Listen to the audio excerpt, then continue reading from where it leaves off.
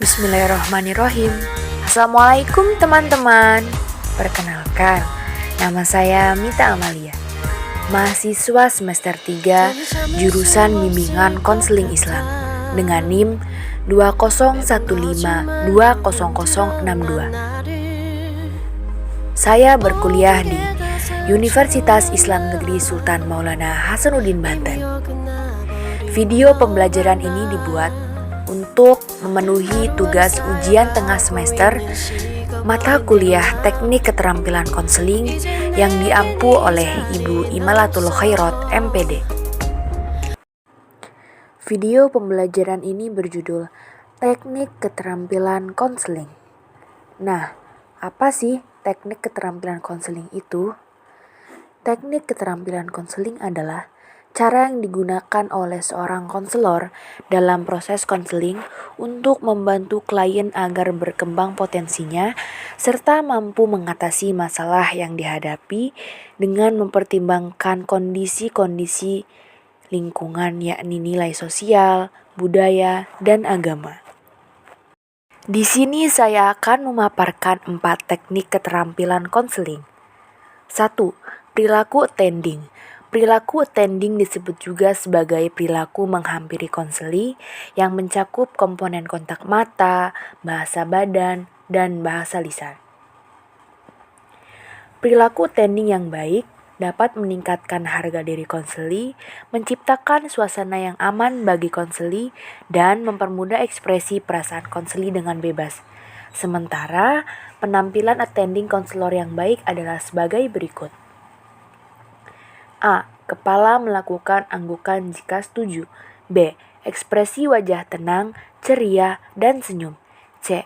Posisi tubuh agak condong ke arah konseli, jarak konselor dan konseli agak dekat, duduk akrab, berhadapan, atau berdampingan. D. Tangan variasi gerakan, tangan dan lengan spontan berubah-ubah, menggunakan tangan sebagai isyarat menggunakan gerakan tangan untuk menekankan ucapan. E. Mendengarkan, aktif, penuh perhatian, menunggu ucapan konseli hingga selesai, diam menanti saat kesempatan, bereaksi perhatian terarah pada lawan bicara. 2. Empati. Empati adalah kemampuan konselor untuk merasakan apa yang dirasakan oleh konseli, merasa dan berpikir bersama konseli bukan untuk atau tentang konseli. Empati dilakukan bersamaan dengan perilaku attending. Tanpa perilaku attending tidak akan ada empati. Empati terbagi dalam 2 macam. Yang pertama, empati primer atau primary empati, yaitu suatu bentuk empati yang hanya memahami perasaan, pikiran, keinginan, dan pengalaman konseli dengan tujuan agar konseli terlibat pembicaraan dan terbuka. Yang kedua, empati tingkat tinggi, advance accurate empathy, yaitu apabila kepemahaman konselor terhadap perasaan, pikiran, keinginan, serta pengalaman konseli lebih mendalam dan menyentuh konseli karena konselor ikut dengan perasaan tersebut, sehingga membuat klien tersentuh dan terbuka untuk mengemukakan yang terdalam dari lubuk hatinya berupa perasaan, pikiran, pengalaman, dan termasuk penderitaannya. Contoh ungkapan empati. Contoh ungkapan primary empati. Saya dapat merasakan bagaimana perasaan saudara. Atau, saya dapat memahami pikiran Anda. Yang kedua, contoh ungkapan empati tingkat tinggi atau advance accurate empathy.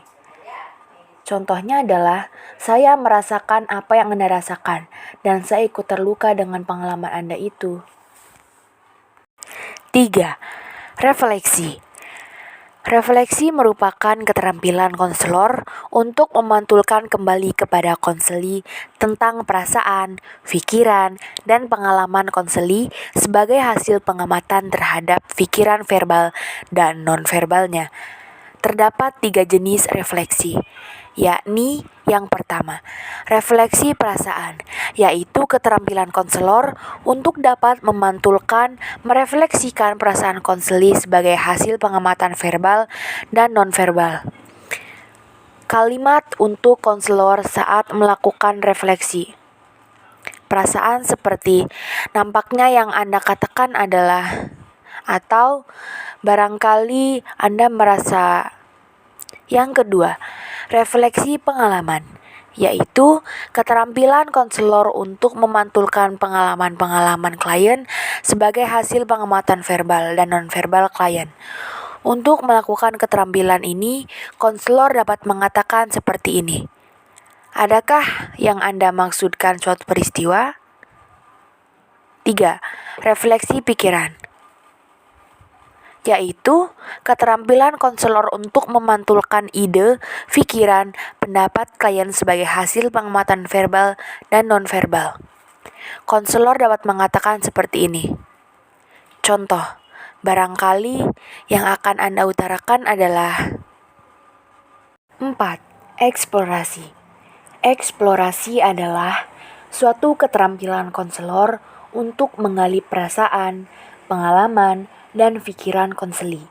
Hal ini dilakukan karena barangkali konseli datang karena terpaksa, sehingga enggan untuk mengemukakan perasaan dan pikirannya dan lebih menutup diri dan tidak berterus terang. Keterampilan ini memungkinkan konseli untuk bebas berbicara tanpa rasa takut, tertekan, dan terancam. Terdapat 3 jenis eksplorasi. Yang pertama, eksplorasi perasaan. Eksplorasi perasaan adalah keterampilan untuk menggali perasaan konseli yang tersimpan. Contoh ungkapan eksplorasi perasaan adalah, bisakah saudara menjelaskan apa perasaan bingung yang dimaksudkan? Yang kedua, eksplorasi pengalaman. Eksplorasi pengalaman adalah keterampilan untuk menggali pengalaman-pengalaman yang telah dilalui oleh konseli. Contoh ungkapan eksplorasi pengalaman. Saya terkesan dengan pengalaman yang Anda lalui. Namun, saya ingin memahami lebih jauh tentang pengalaman tersebut dan pengaruhnya terhadap pendidikan Anda. Yang ketiga, eksplorasi pikiran. Eksplorasi pikiran adalah keterampilan untuk menggali ide, pikiran, dan pendapat konseli. Contoh ungkapan eksplorasi pikiran. Saya kira pendapat Anda mengenai hal itu baik sekali. Dapatkah saudara menguraikannya lebih lanjut? Oke, mungkin hanya itu yang dapat saya paparkan dalam video pembelajaran kali ini. Cukup sekian dan terima kasih. Wassalamualaikum warahmatullahi wabarakatuh. Thanks for watching.